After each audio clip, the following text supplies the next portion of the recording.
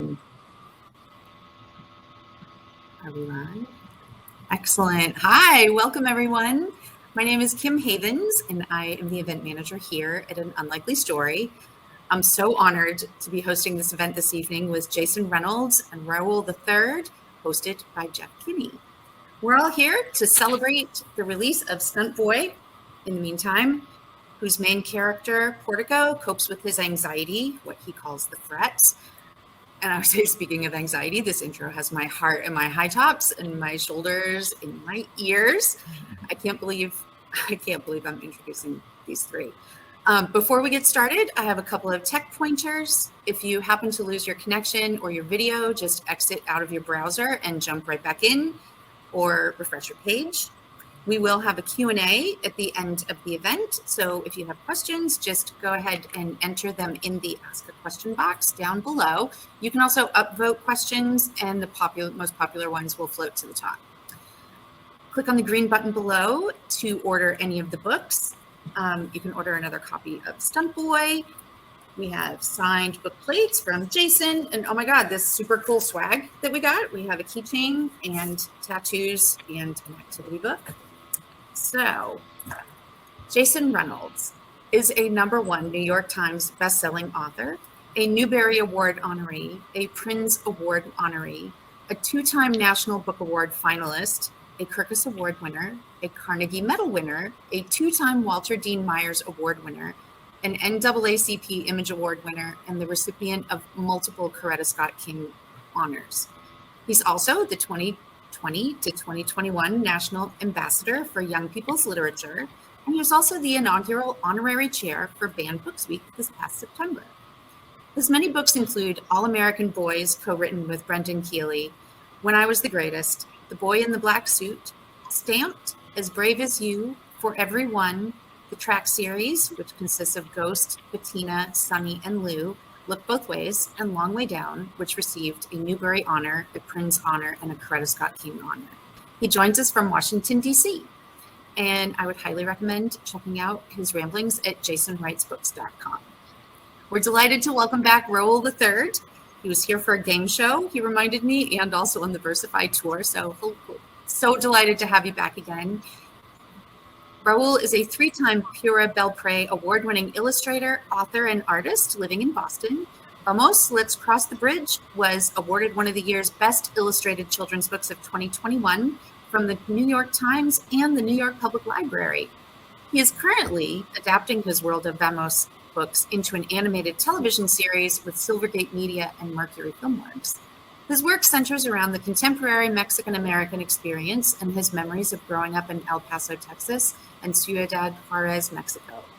Raúl contributed to the SpongeBob comic series and illustrated the Texas Bluebonnet award-winning Lowriders in Space and Pura Belpré award-winning Lowriders to the Center of the Earth, both written by Kathy Camper.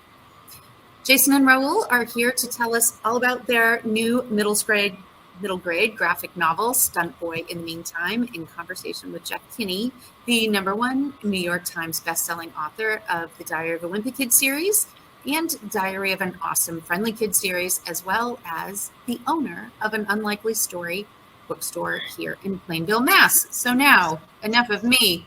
Whew, I made it. Let me welcome Jeff Kinney, Jason Reynolds, and Raúl the Third. Hello. You nailed it. I made it. I'm very hot. You did, Kim. Great job. I want to know, Kim, why their intros were so long and mine was so short. It doesn't seem right. I was getting a little bored listening to all their accomplishments, but I guess Well, it's good to be humble. Guys, thank you so much for doing this event. This is one of those events at An Unlikely Story where as soon as it's announced, there's this huge buzz, and you can see that Kim was really nervous, and it takes a lot to make Kim nervous. She's met lots of celebrity authors before.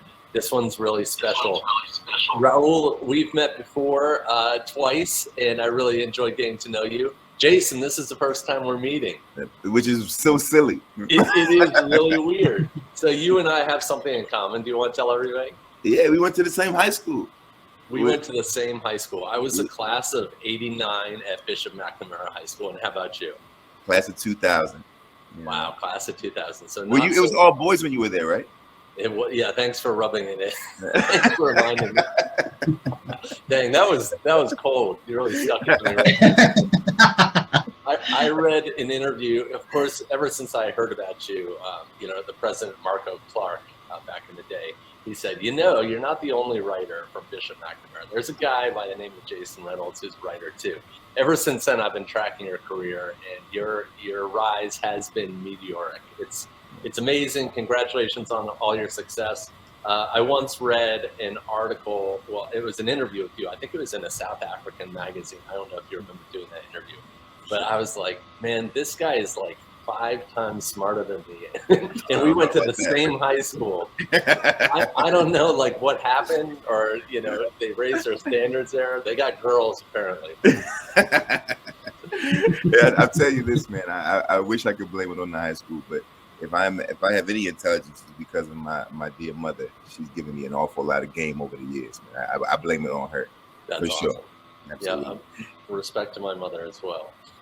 So we're here to talk about your book, Stunt Boy. In the meantime, you doubly faked me out in this book, both with the title and the subtitle, and we'll get to that a little bit later on. I love this book. In fact, I loved it so much I read it twice. So Jason, this is the first book of yours, I believe, that's heavily illustrated. Did you know from the beginning, from your first thoughts about this book, that it was going to be a little bit different? No, this book started off as a standard, like a straight ahead young adult novel, actually. It was for teenagers, and it was, I wrote like 30 or 40,000 words of it, trying to figure out how to address this kid whose parents are going through a divorce. That's why his name is Portico, is because his mom in the original version is an architect, and she named him sort of after the entryway, right, and named him Portico, and there's all this stuff. And I got 30 or 40,000 words into it, and it was just a drag. Like, I was kind of like, man, what a sad, but it was so dark. And so we enter into the pandemic. Shortly after that, we enter into the pandemic, and I am sort of like, all right, what am I going to do with this book? I can't think anymore. I can't sort of like see it anymore. I don't like the book. I'm not having fun with it. And that's when I started to read. And you remember this time, like all of us were struggling to read. Everyone was having a hard time like focusing. So I went to the bookstore and I bought all of your books and all of Dave's books, all of Pilkey's books. And I started to sort of read them because I could read them, right? It was like, all right, I can there's drawings, and there's a lot of stimuli, and it's funny, and it's emotional, and it's sort of like a little bit of all the things happening in a faster pace, and like I'm in it. I mean, that's why. Remember, I sent you a message saying, "Hey, I was like, I definitely need to talk to you about like this thing I'm trying to figure out." Raúl, you don't know this, but I actually sent Jeff a message saying like, "Hey, I think I might need some advice on how to do this because I think I want to try to do this." And that's when I wrote Stunt Boy. I rewrote Stunt Boy in the meantime. And I remember that message. You said, "Hey Jeff, would you illustrate this book? Because if you don't, then they're going to make me team up with Raúl the Third." Hey, look. Meanwhile, Jeff, when I called Raúl, and true story, I called Raúl and said, "Hey, Raúl, this is Jason, man. Do you know any illustrators that I could use to like?" That's a true story. So, Raúl, you've done graphic novels, illustrated books, and everything in between. So this is different, right? How would you even categorize this book? Look at all these pages with all these illustrations. Sometimes the graphics are mixed with the illustrations. It really is different. What is this thing? It's weird. Like, I know a lot of people have been calling it a graphic novel, but it's not a graphic novel. Although there are portions that you could consider, I guess, comic strip. So I couldn't really tell you how you could categorize it, other than what Jason just said, where it's just a book filled with like all sorts of stimuli, and I think that's might have been what we were going for. And as a matter of fact, it kind of falls right into play with the frets, right? There's just a lot going on, and I think the illustrations really help to capture that. Honestly, I'd never worked on a book like this before, and Jason just sent me a novel. And then I had to figure out, well, what do I do with this? This is like tons of words and so many pages. And I read it a few times, and every time I read it, you know, all of these images would just pop into my head. And I just started to do what we do best, Jeff, and that's basically kind of just doodle in the margins and start to figure it out that way. Yeah, so Kate McCuday in the comments says, I tell the kids it's a heavily illustrated novel. I agree with that. It is, but there is something different because the language of the book is in cartoons, right? And I think that's what make my books a little bit different and Dave Pilkey's books a little bit different than regular illustrated books. And it feels like your cartoons, Raúl, sort of further the plot at times. Were there any times when Jason, when you saw the illustrations that Raúl was creating, that it affected your text, that it made you say, you know what, now that he's shown it, I don't need to say it? Or does it not work that way? No, for sure. I think, what he ended up drawing everything from was from an entirely completely finished novel. And so once the illustrations came in, then it became like, okay, well, we can cut this, because the original version it was too many words, right? It was a lot more words, but I had to get the whole novel done in order to start scaling back and trimming back based on what Raúl chose to draw, right? Because I didn't have anything to do with any of it. Raúl, hey, do your thing, brother, whatever you want to, wherever you see fit, you know, I'm going to trust your process. And so then I would say, okay, well, if this is what he's going to illustrate, if this is what he's drawing, then I don't have to describe it. I don't have to say it, right? Because he's already drawn it on the page. So we can start sort of shaping this. You can start shaping the sculpture from the stone in that way. You know? That's cool. Like, I'm sort of interested in how it usually works in publishing. So here's this story of Jason. You sort of reach out to Raúl directly. That's not usually the way it works, right? With authors and illustrators. Don't publishers like to keep the author and the illustrator apart for some reason? Is that they the way do? They do, and they usually also pick the illustrator for the author. They sort of create those partnerships and pairings.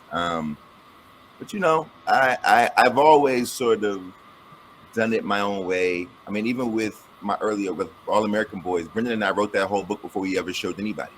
You know, you know, I've always sort of just, because I want my own vision to come through first before I want to hear anybody else's noise. I know what I see in my head, and I want to see that first before it gets to the whole like, well, we don't want this. Well, let me trust my gut, because my gut is what got me here. Right. So let me trust my intuition.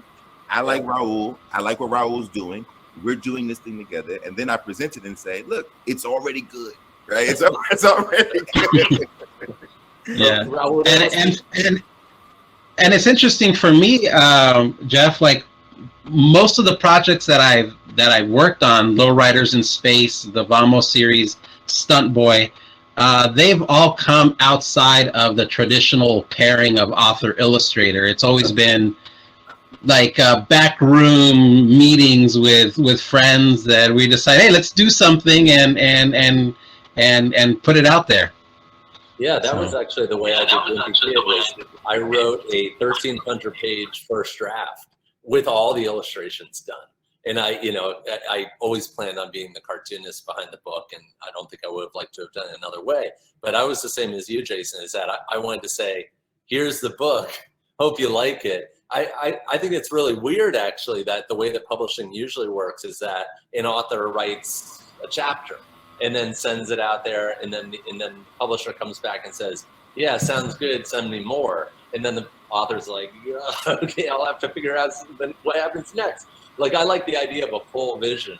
Jason, has that always been the way that you've gone about it? Always. I think there's only one or two times in 15 or 16 books that I've not turned in an entire novel, right? So like usually, like you turn, even when you get your deal, right? You turn in or you write a proposal and they give you the deal, right? And I'm like, I don't want that kind of pressure. From the very beginning of my career, I've submitted complete novels. Here's the whole novel. So if you don't give me the deal, then I just blew my time. But at the end of the day, I'd rather give you a clear vision of what I want to see, instead of it being sort of like muddied up by business and by all this other stuff that comes into play when it comes to publishing. That's just my way. It feels better that way. It's less pressure. Yeah. So tell us a little bit, Jason, about Portico. Here's Raúl's version of him. Mm-hmm. But tell us about the boy. What makes him unique, and what turns him from Portico into Stuntboy? You know, a lot of things make him unique. I think one, he lives in an apartment building, which is something that we just don't see much in these kinds of books or in kids' books in general. Funny enough, he lives in an apartment, and you know, I grew up with I grew up in a house, but a lot of my friends lived in apartment buildings, and that was a very normal thing to kind of spend time in complexes, right? And no big deal. But you rarely see it. And the beauty of those buildings is that they're self-contained worlds, right? They're their own ecosystems. Every single door is a whole new story.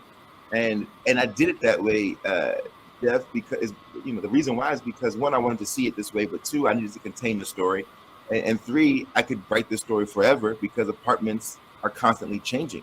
There's never enough story. There's always new characters. There's always new people moving in and out. There's a million doors, right? There's all kinds of things to explore, the nooks and crannies and corners of a place. And so that was sort of the way I wanted to frame it. The other thing that's interesting about this kid is that he has anxiety. And his anxiety is, and he has an imagination, right? And those two things together can be can get a little complicated. You know, I was this way as a kid. You know, everything was a big deal, and I was very sensitive. I was very sensitive about everybody's feelings, not just mine, but everybody's feelings and everybody's safety. And he has that thing too. And then lastly, he and his best friend are taking on these alter egos, and he's obsessed with superheroes and TV and all the things. And he becomes this alter ego stunt boy because he's obsessed with being a stunt man, like Raúl and I both were as children. You know, he grew up in the time of, you know, Super Dave and Evil Knievel and all of that stuff.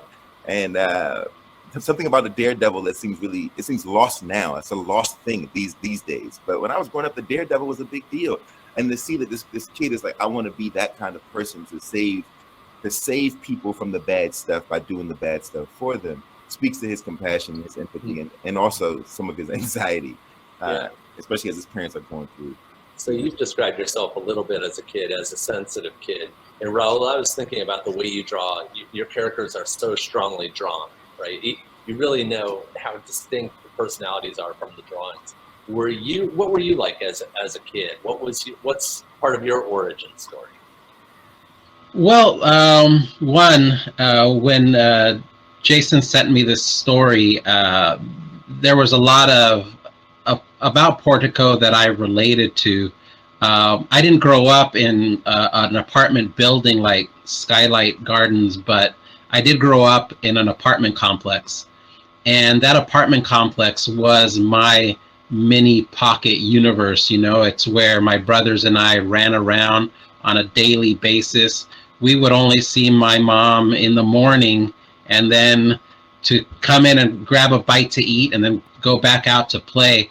But it was through this apartment complex that I really got to know a lot of very interesting people. And it's quite possibly where I began to observe, you know, all of the traits that I loved about my fellow apartment dwellers, you know, and a lot of these characters, I still remember them to this day, and I draw them in the books that I illustrate.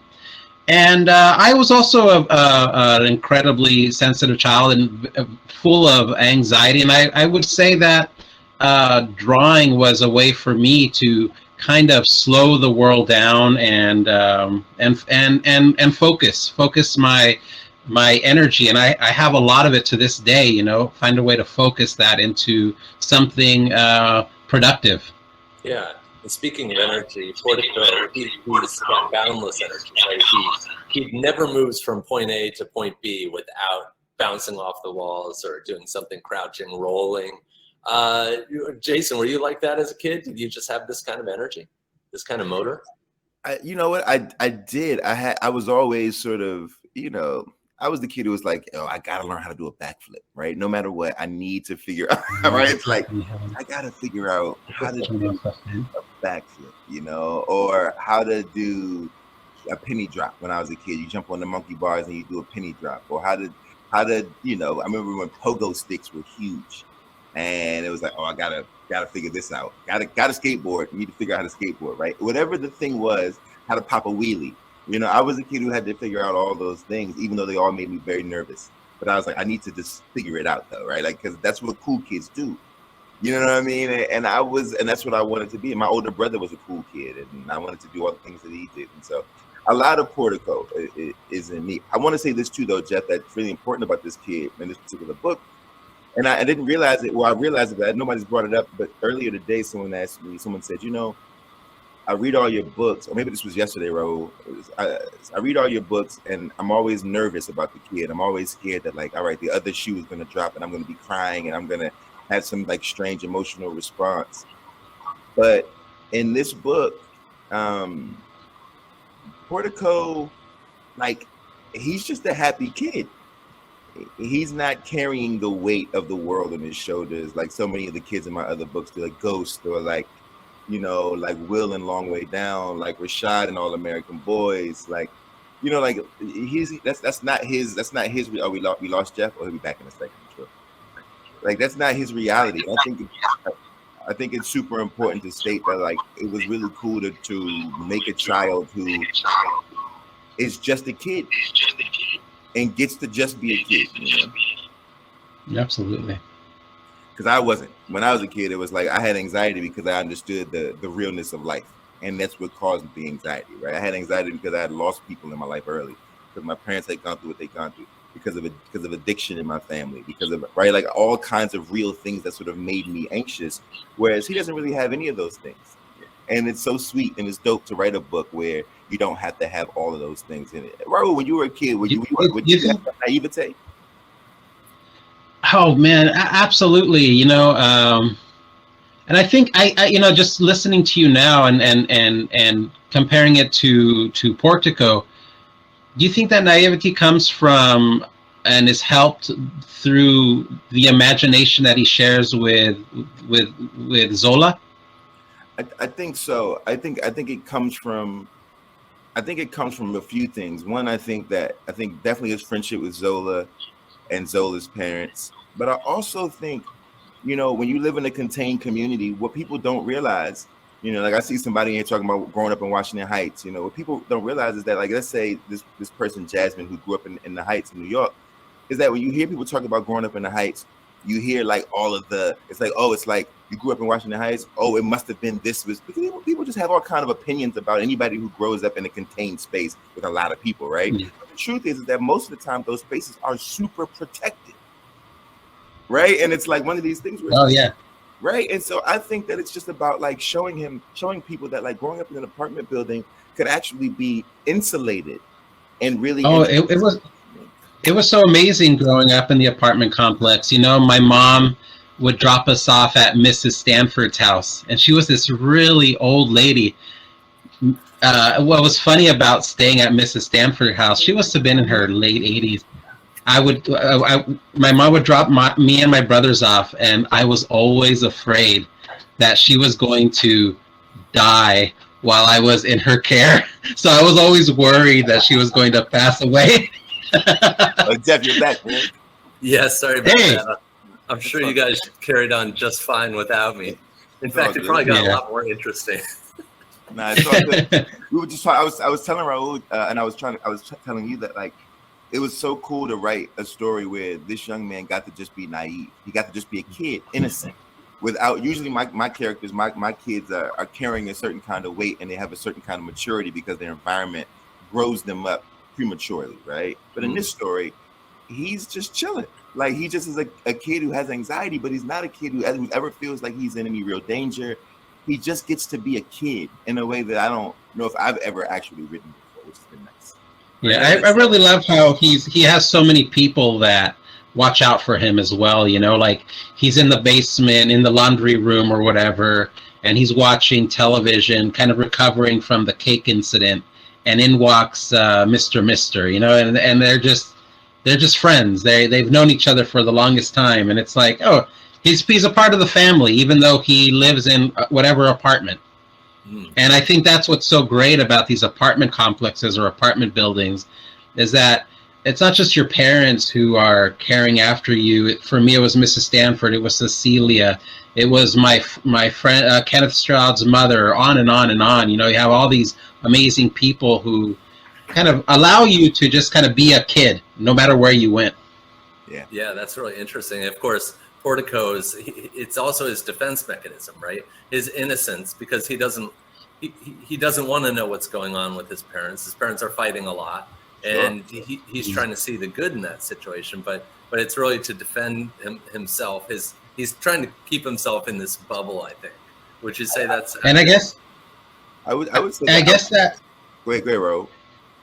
No, I was just going to say that I guess he kind of loses that naivety when from someone who's already had an experience similar to his, right? Who kind of like breaks down what is happening for him in a way. Yeah, and I think he knows something is wrong, but he can't quite put his finger on it, and they don't really give him an opportunity to get it sorted because they always send him away, right? So like what you're seeing in this story is parents' inability to communicate effectively to their child. And he doesn't actually know what to do because they keep saying, you got to go outside, you got to leave while we get this sorted. But it's not like he's not recognizing that something's happening. Something's happening. I don't know what's happening, but something's happening, and they won't let me find out because they keep sending me away because whatever it is happening in the meantime, you know? Right. And that's not to spoil anything for anyone. That's where I said you faked me out with the title. I always wondered about it. Stunt Boy in the Meantime. And that's the meantime is when his parents are arguing. I thought that was a great device. Yeah, you know what I liked about it too, Jeff, is that, I really loved how it reminded me of like the negative zone, or, those like places that people go to in comic books that are neither here nor there. They're just weird spots. Yeah. Yeah, and you can see some influence of Superman 2, I think it is. Either in the comics or in Jason's telling of it, where they're in this box in outer space, these superhero characters. Yeah, that part definitely came from Superman. Yeah. So we're talking a lot about Stunt Boy, and we're talking about his origin story. We haven't really talked about the villain, right? I believe, if I remember correctly, it's Herbie Singletary the Worst is his name. You shouldn't have called him Herbie. You should. Oh man. Oh yeah, I messed up. I don't know if it was Jason's writing or Raúl's drawing or the combination of both, but you really nailed that mean little guy thing, and it sort of freaks me out. It feels honestly to me like that guy is based on a real person. He just looks a little too real to me. And I was like terrorized. I remember when I was like in 6th grade, this like 2nd grader decided to start picking on me. And it was this kid that looked just like your character. And he scared the hell out of me. I mean, he would like chase me all the way to school. And I don't know what he was going to do if he caught me. But I didn't want to find out. And eventually, wait, what grade? I came up with a character. What grade were you in? I was in like 6th grade, and this kid was, maybe he was in 3rd grade, the bully. But I made a version of him called Nasty Pants in my company, which I think is a good name. I wanted to ask you, like so both of you had said, especially Raúl, you said you still draw people that you met when you were younger in your childhood. I found, when I wrote Diary of a Wimpy Kid, I wrote mostly it was about my family, sort of a funhouse mirror version of my family. But sometimes I drop in attributes of people that I used to know, names of people I used to know. And those people were firmly in my rearview mirror, right? No threat of them ever coming back to the surface. And then Facebook happened. And then, oh my God, these are real people with jobs and all of that. Have you guys had to deal with that in your, have you had people recognize themselves in your work? Oh yeah, big time. I mean, I don't even pretend. Like, I write whole characters, I use their names. You know what I mean? Like, I don't even care. It's like, all my friends feel famous because they're in all the books, right? It's a whole thing. But I'll tell you 2 really quick ones that were most fascinating. One was in the beginning of Ghost. I talk about a woman named, I think her name is Susan Lee. I can't remember now. And she's the Guinness Book of World Records for, she holds the record for collecting the most rubber ducks. And one day I was at a school a signing, and a woman came up to me and she said, "Hey, Charlotte Lee," that's her name. She said, "Hey, I went to school with Charlotte Lee. She was my college roommate." And I remember when she started to collect the rubber ducks, like she told me to tell you that she's really happy that you put her in the book, right?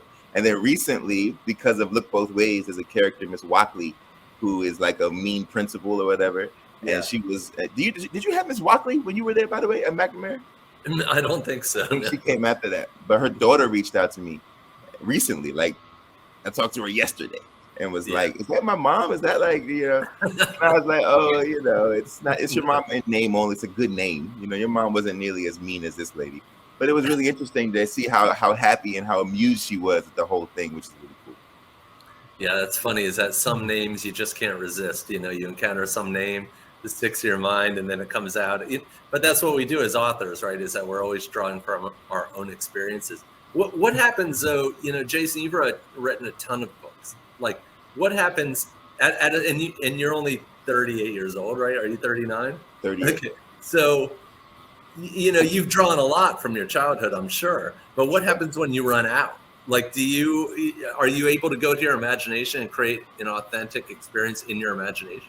Yeah, for sure. I mean, you know, I think so many of these stories, because I'm only using tidbits of my childhood. So I'll take a small portion of my childhood and then I'll expand upon it with my imagination. I mean, I'll tell you a really interesting one. I mean, When I Was the Greatest, my first novel, the three main characters are actually all the same person at three different points. It's my older brother at three different points in his adolescence. From 12 to 14, he's Needles or Noodles. From 14 to 16, he's Needles. And from 16 to 18, he's Ali, right? Like, because he was going through such rapid change, I was able to dissect his life and sort of take slivers of him to create whole characters. So like, I'm not actually concerned about running out because I literally have only scratched the surface. I'm only taking little tidbits and then blowing them up into bigger stories. And so, well, if you can get one book out of three people, yeah, you're gonna go for a while. Raúl, getting back to Herbert, and getting back to bullies, did you have like old-fashioned bullies when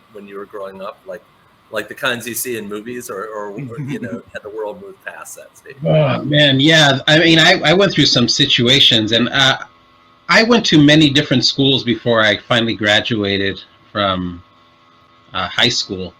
My dad was always making me switch schools. I found a better school for you, and he would send me off to it, sometimes in the middle of the year, you know. So I was always the new kid. But yeah, there were instances like where I don't even want to talk about some of them because they're imagine going down the hall butt naked and you're slipping and there's a row of really big guys whipping you with wet towels, you know, that kind of thing. But yeah, there were incidents, you know, and this one though, Herbie, he kind of as a visual creation of both myself and Jason. This was like I think this was really a collaborative effort. Like when I delivered the first bully, I made him just like this big guy, you know. And then Jason and I were like, you know, most of the big guys that we know are like super friendly. Like we jump on their backs, they carry us through the school, you know. And Jason mentioned, hey, maybe he's like a professor or something. So I just kind of turned him into this tiny professor with a suit and a tie. And for whatever reason, and Jason laughed at this the last time I mentioned it, but I don't know why, suddenly the lead singer from Fine Young Cannibals popped into my head, and I gave him the same kind of hairdo. So all the kids watching, they have no idea what we're talking about right now. But you also gave him angry eyebrows, and I have a little story about that. Is that my younger son, he's got kind of like he at least used to have like arched eyebrows. And one time my older son was coming home with this little potted plant. Is a little tiny potted plant, and it had a popsicle stick sticking out of it, and then my son's photo face, like, and then with flower petals. And it was a Mother's Day gift, right? And he was walking up the sidewalk, and all of a sudden I heard crying outside. And his younger brother had smashed his arm down, and the potted plant was just broken. And I remember like the saddest thing I've ever seen was like my son's face, you know, his popsicle face in the dirt. And then my son said, you know, he said, he did it to me. He did this. He broke it on purpose. And I said, no, he didn't. I'm sure it was an accident. And he goes, he was making angry eyebrows. And that, like, that's the end. I was like, so good. There's something about that one eyebrow where you can really like draw it like this and shape it in an interesting way. So we had like classic bullies growing up. We had this one guy. You remember when they used to fold all the bleachers up so you could only sit on the top row? Yeah. Like in junior high, that's what I had. The big bully, his name was Mark, and he walked down the line and punched every kid, right, as hard as he could in the leg. And like then it was like my turn, and the bell rang, and everybody agreed we were gonna take our places the next day, like, and to line up like we were. And so the next day I just, I skipped school. I was like too smart for that, but I think I like that you like. I'm not going to school at all. Yeah, no, thanks. But kids these days, like I'm happy to see it that there's so much more attention paid to bullying, and it seems like bullies have had to take their act underground, which is good because bullies don't like sunlight. Let's talk about something more fun. Two things I want to cover from the book. One, the kids go to the movies, which is a really fun scene because they fall asleep. They were so excited, and then they fall asleep. They can't watch a movie, but not before they get their snacks, right? So, Raúl, you've got $20, and you're at the concession stand in the movie. What's your go-to? With $20, that ain't no money. That ain't no money. You can get one. That's like what? I can grab a Coke or what? $70. Bro, it's $19.95. It's $19.95, and you have right, yeah. There you go. Yeah. So what? I go to the movies. I go to the movies quite often. I love going to the movies. I would say like now it's just like popcorn and a big beverage. Yeah. Back when I was a kid, and I went to the movie theaters in Juarez, so we would get like a popcorn, a Coke. They would sell bologna sandwiches with a chile curtido, which is like a jalapeno in vinegar, and that was our snack. And we would eat those throughout. We would watch like 4 movies in a row. I would sit next to my grandma, and the movie would start with like this old Mexican movie. Then it would and then right off the bat, like Just One of the Guys would start. Then Just One of the Guys would end, and Conan the Barbarian would begin. And then that would end, and we would end the 4-movie trip with like Little Shop of Horrors or something like that. Nice. That's amazing. All in one jalapeno mustard sandwich, right? That's amazing. Jason, I'm going to ask you a little bit of a different question. Is that, before COVID, they used to have all those candy bins, and you could mix and match. Mm-hmm. I'm sure we're not going back to that. Back in the day when you could do that, give me 3 candies that mix well together in your plastic bag. Man, you can put Raisinets with anything. First of all, Raisinets, man, Raisinets, perfect candy. So I'd say Raisinets. I say original Haribo gummy bears. And you keep echoing on Raúl's thing, but it makes you sound like much cooler because of that. Because original Haribo gummy bears, Raisinets, and probably like what are the candies that I loved back in the day? I don't know, man, because it's got to be something that you can like chew. It can't be anything that requires. It can't be like a hard candy. It can't be like strawberry candy, right? You can't, and nobody even knows where you get those from, but you can't put those in there. But yeah, I'd probably gummy bears and raisin. I love Swedish Fish. I love remember Crybabies. I love Airheads, Nerds, Pop Rocks. Oh my goodness! Everything. Give me stuff. Everything. My combo is I go with those red sour balls, and I go with Reese's Pieces, and then I go with Runts, right, for a surprise. And those yellow ones, those bananas, they'll bust your teeth. The yellow ones literally break your teeth. So how could they be that? You're like, am I chewing on bananas or teeth pieces? Right. I forgot about Runts. Runts I was a good candy. It And, was. and when Nerds did the half and half boxes too, I love that too. When you had the half and half Nerds, we had 2 different flavors in the same box. Yeah. You know, I didn't know anything. How about corn nuts? Kids. And No one likes corn nuts. No one likes corn nuts, though. Only you. One time I ate Sour Patch Kids for the first time, and I must have eaten like literally like a pound bag of them or something, and I couldn't stop. And then eventually it was like, I mean, it was like literally painful, but I still couldn't stop. And still to this day, right now, this just happened, is that if I talk about Sour Patch Kids or see them, my mouth fills up with saliva. That's like a self-defense mechanism. You were literally this close to a stroke and you didn't know it. You were just like, I can't. So I have one more question. It's a little bit different. There's a great party scene in this book, and you do an awesome job of describing every character and their go-to dance move. So you're at a wedding this weekend. It's a Saturday night. It's people you're comfortable with. No, it's people you don't know that well. You get out on the dance floor. What is your go-to move? Ooh. You don't have to show it. You just have to say it. I love the dance, man. I don't know. It could be anything. It could be, old school. I mean, oh man. I mean, honestly, I'm the guy who always starts the electric slide. You know what I mean? Doesn't matter what song it is. Just follow me, everybody. I'm gonna start the electric slide. All right. Can I just like stand in the side holding my drink or whatever? You're a wallflower. You're not gonna get out there. I haven't danced in so long. You know what? The last time I danced, I was a single man. I had gotten divorced. I was a single man, not yet remarried, and I was out on the prowl. And I was trying my best to dance, and I felt pretty good about myself. And then people took me aside and said, "You're trying too hard." Oh, hey, shout out to good friends. At least you got good friends. Somebody said, "Hey, you got to relax." I do that one, I have it in one of my books. It's like a safety move. It's like, step out, step middle, step out, step middle.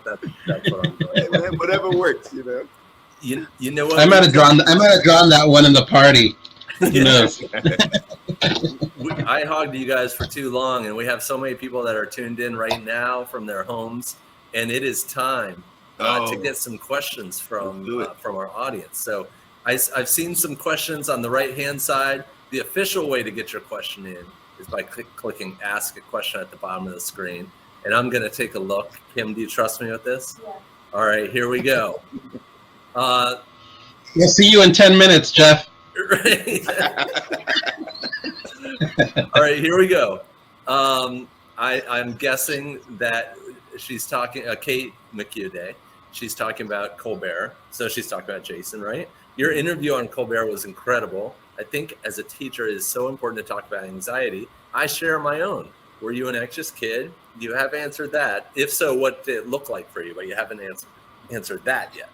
Oh man, it's funny because my environment didn't really allow me much freedom to be outwardly anxious, so it always looked pretty cool. But on the inside, it was a mess, right? On the inside of my body, things were like all over the place, and felt the way that I described them in the book, the rearrangement of organs, right? Like that's what it felt like the rearrangement of organs.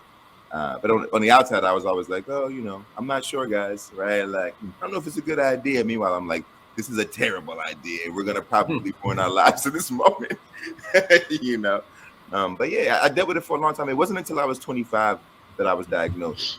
Oh, wow. Yeah, it took me a long time to be diagnosed. Not until I was 25. And then finally there came some freedom. There came some reprieve. Yeah, and I'm going to do a follow-up question. Meditation, yoga, those are introduced in this book. It's a strategy. Those are strategies that Portico uses. Zola teaches him. Are those things that you do these days? Man, my mom been meditating since she was 19. Has a very strict meditation practice. She's 76 and has been trying to get me to meditate since I was a little boy. And I've done it on and off. Yoga, I've done on and off. It just isn't very comfortable. It feels uncomfortable for me. So really what I do, man, is I'm a swimmer. I get in the pool. I go to the pool or I exercise. I figure out other ways to do it. And I have my own form of meditation, not what my mother would like, but I'm working on it. You know what I mean? So yeah, for sure. And what about you, Raúl? You said you were an anxious kid. Have you figured out how to kick it, or do you carry that with you? I think I don't carry it with me as much as I once did, but I just get involved, really involved in whatever it is that I'm doing, and I think that's probably why my work is so filled with details and little things like that, because it's how I find the zone, and I really lose myself in the worlds that I'm either helping to create or just working on. Yeah, okay. Melanie DeSantis says, I love how Raúl said he started off by doodling in the margins. Do you anticipate working together on a book together, perhaps collaborating more from the get-go? It does say to be continued in the book. Do you guys think that you'll work on a sequel, or was that just sort of a trope that to be continued? Nah. We'll do another one. I mean, look, man.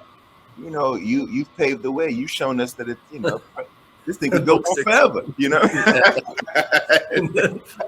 Nobody ever told me to quit. So this thing could go how it goes. Like, yeah, and like I feel like I just barely catching my stride at this point, so it would be a shame to just like stop. So I want to find out more about all of these characters. I even tell Jason that Super Space Warriors need their own like standalone issue, right? Yeah. So yeah, very cool. We're gonna do some more, man. I'm working on the second one now, so we'll see how it goes.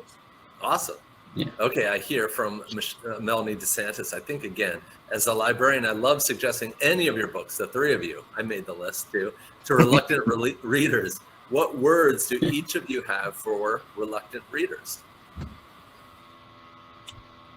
I think for me is that my words for reluctant readers is that I understand. I get it.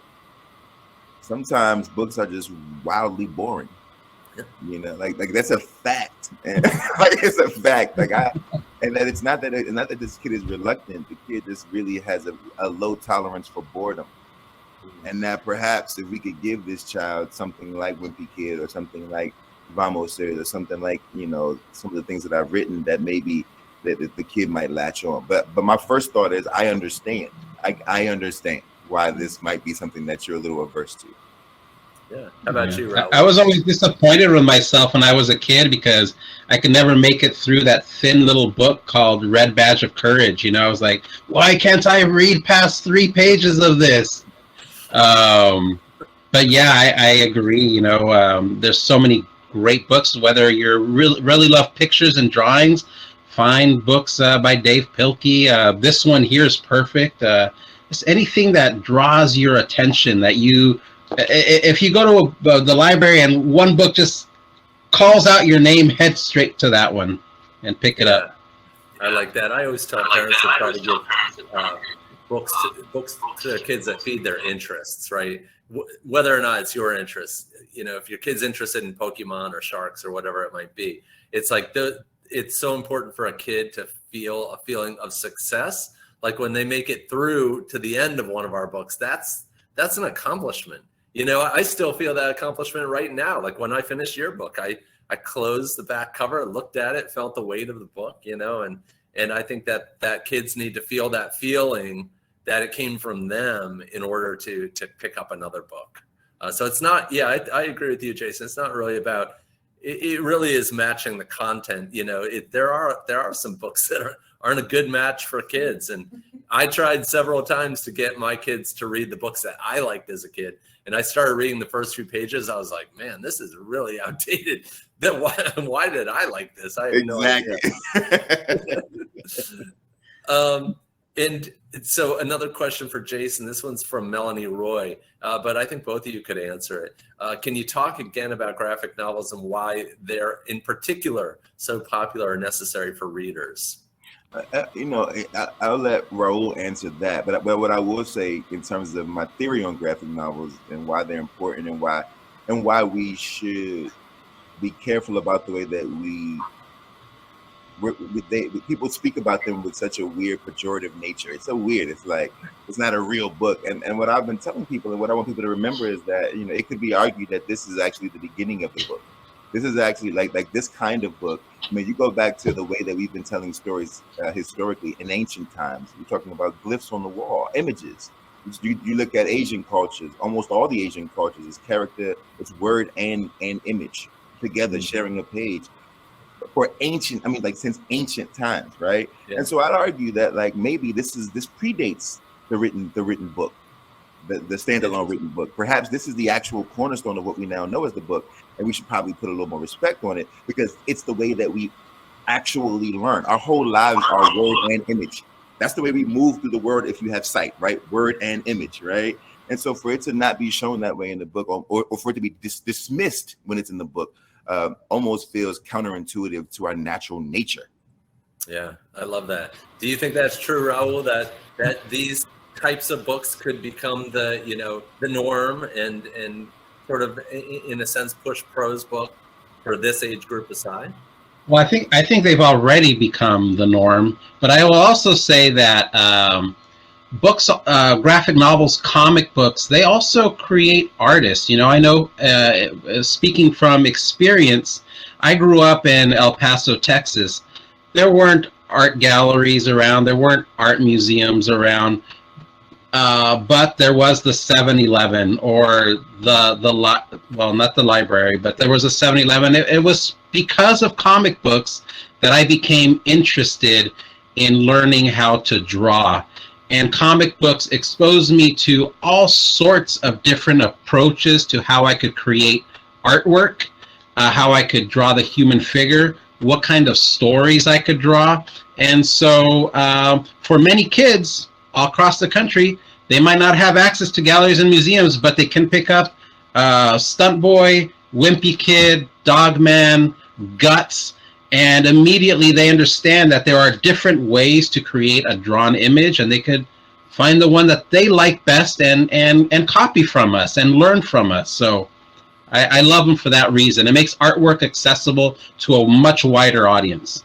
Yeah. I learned about the whole world through Carl Barks comics. So he did Uncle Scrooge and Donald Duck in the 1940s, 50s, and 60s. And I have a statue of Uncle Scrooge in my office, which is really cool. Yes. I never have this collection too far from my desk, Yeah, it's amazing. And so I learned about everything: philosophy, psychology, politics, religion, geography, history, all through comics. And that was only through one artist. So yeah, I agree, Raúl, that kids should find the artist that they like best, and that artist should be Jeff Kinney. One of the coolest things that John Lewis, may he rest in peace. One of the things that John Lewis told me is that when he was coming up in the civil rights movement, the way that they taught everybody what to do and how to move and how to plan were through comic books written. That like Dr. King and all those guys, they were comic books about the movement that were handed out to all the young people and teenagers to get them on board and to teach them how this was going to go. This has always worked. Wow. Yeah. And he became an award-winning graphic novel writer, right? Yep. Yeah. That's amazing. I'd encourage everybody, including us who are participants, to check out the comments because there's a lot of smart talk going on over there. Unfortunately, our time has come to an end. Gentlemen, it was a real privilege, and we're breathing a sigh of relief that we made it all the way through here. But Kim is gonna talk us out. Thank you guys so much. Jason, I hope to meet you in real life one of these days. Congratulations on everything. Raúl, you're a new friend, and I plan to build on that friendship. Thank you guys so much. Well, I want to drive down and sign some books one of these days. Hey, all right. Come down and sign the Stunt Boys, Raúl.